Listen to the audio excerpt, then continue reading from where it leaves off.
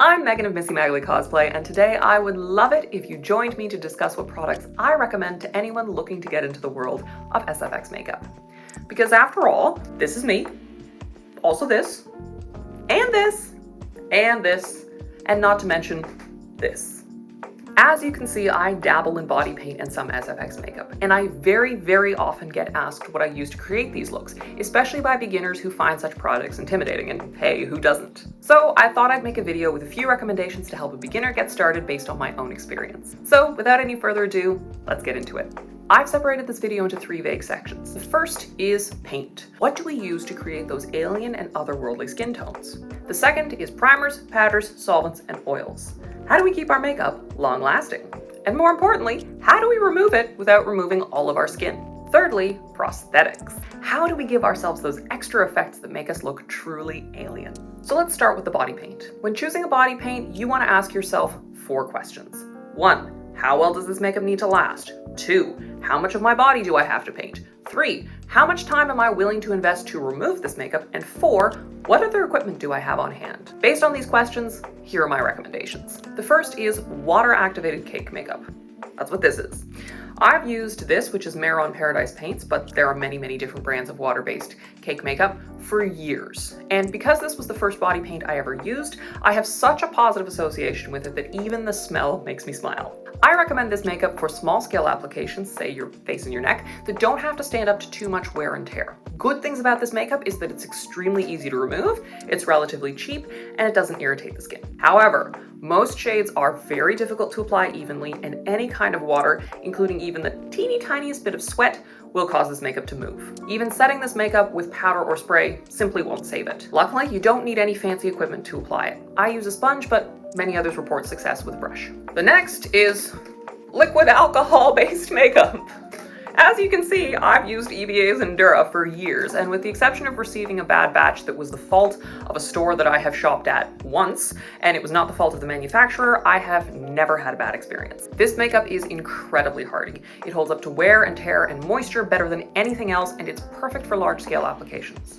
However, while it can be applied with a sponge or a brush, it is best applied with an airbrush, and that comes with its own set of challenges. And though I've had great success in speeding my removal of it, it's hard on the skin and it takes ages to remove, and I mean ages. If I remove my Asajj makeup in under an hour and a half, I'm happy. Another option is cream makeup, and this is a new venture for me, but I'll never go back. Ben Nye's Clown White has been a life-changing product for my data. I recommend this makeup for small to medium applications where there's some risk of abrasion, because it's incredibly easy to apply with a sponge and to blend, becoming more and more pliable the more you work with it.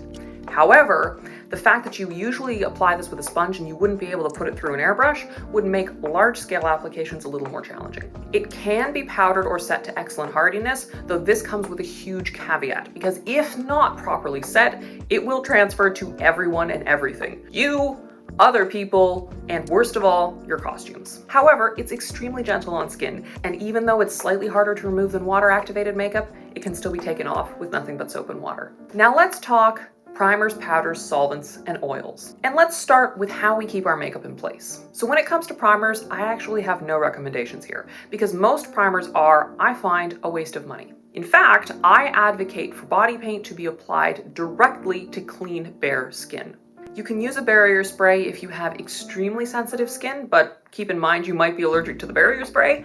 And if you're like me and your eyeshadow always creases, you can use an eyeshadow primer. But other than that, you don't need anything. And even those are optional. So if not with primers, how do we keep our makeup in place? Well, I have 3 products I recommend to keep that makeup where you put it. The first is setting powder, and I'm about to cause a riot here because I use Ben Nye's Neutral Set.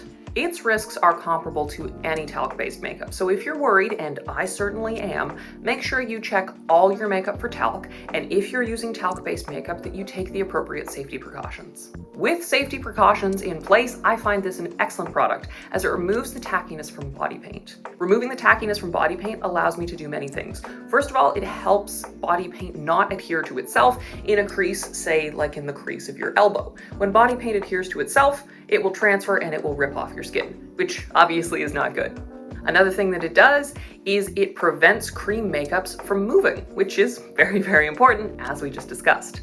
Perhaps the most common usage of it for me is to remove the tackiness when I want to add further powders such as highlights and contours to give myself that extra dimension. This is especially important because I'm usually using eyeshadow for this purpose, because they don't actually sell highlights and contours designed for blue aliens. Another essential product is setting spray, and for me, there is nothing better than Green Marble Sealer. This is the greatest setting spray on the market, and she knows it because she's really expensive. However, I think this is worth absolutely every single penny because it sets even cream makeup to nearly an alcohol-based consistency, yet it will remove with soap and water. I have tried many setting sprays, and this is the only one I've ever tried that's worth any money. So if you want to use a setting spray, this is the one to use. Otherwise, don't waste your money. Like any hobby, sometimes you need to stick something down, and for this, you need glue. For me, if I'm doing anything larger than fake eyelashes, I use Prozaid. As a medical grade adhesive, it's not likely to cause an allergic reaction, and yet it bonds strongly. It can also be used for wigs, prosthetic appliances, and yes, even for your fake eyelashes. I find that spirit gum, lace tape, and other adhesives simply don't measure up in how easy it is to remove them, but the strength of the bond that they provide. Like any adhesive, it is a bit of a pain if you accidentally get it in your hair, but unlike the other adhesives mentioned, it can be removed without giving yourself a bald patch. So love yourself, get Prozaid. But after we put our makeup on, at some point we have to take it off. Or we have to blend prosthetics or cleanse our skin extra well. And for this we need our solvents. For me, there are 3 that are essential. One is acetone. And yes, this might sound scary because acetone is no joke. But I use 100% acetone to blend my bald caps, and for this purpose, there's simply no substitute. When you're using acetone, just make sure that you're careful and really only use as much as you need because it will dry your skin in a hurry. Another body painting essential is ethanol. You're going to want at least 95%, and it must be ethanol.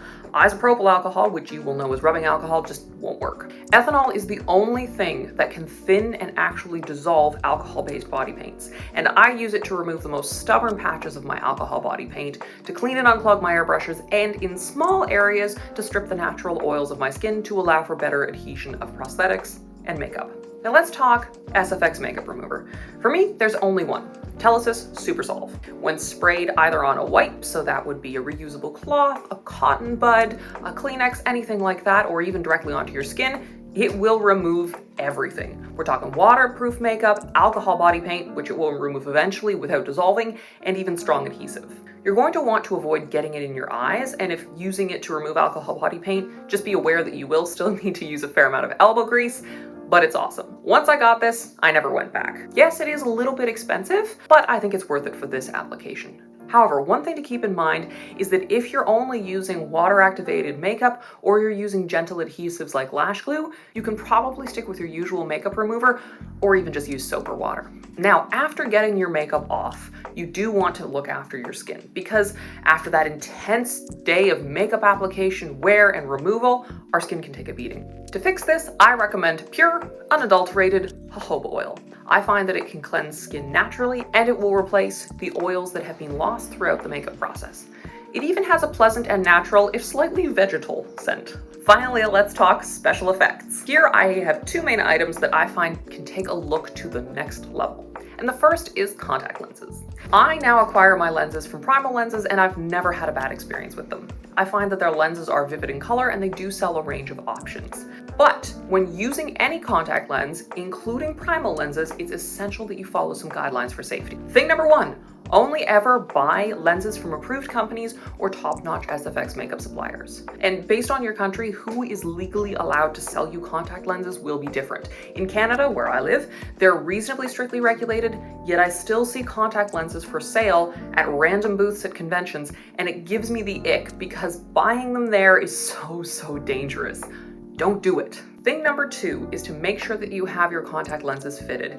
Even if they have no prescription, buy a professional. Don't wear contact lenses without consulting an eye doctor. Thing number 3 is that you need to keep them sanitary. Wash your hands thoroughly before applying them and after removing them, and ensure that you're washing the lenses themselves before and after application using contact lens solution. Also, you're going to want to replace the lens solution in your case between every single use. And thing number 4, throw out your contact lenses 3 months after opening them, even if you've only worn them once. Do not keep them any longer than that.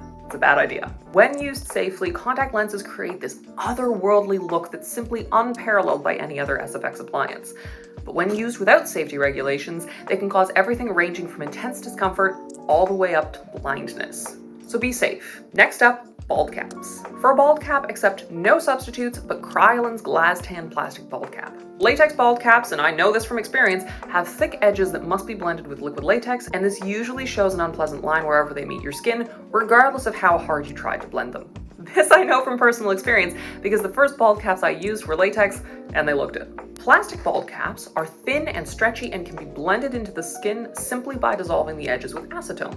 So short of actually shaving your head, a plastic bald cap is the most natural way to live your bald baddie dreams. To adhere them, use Prozade.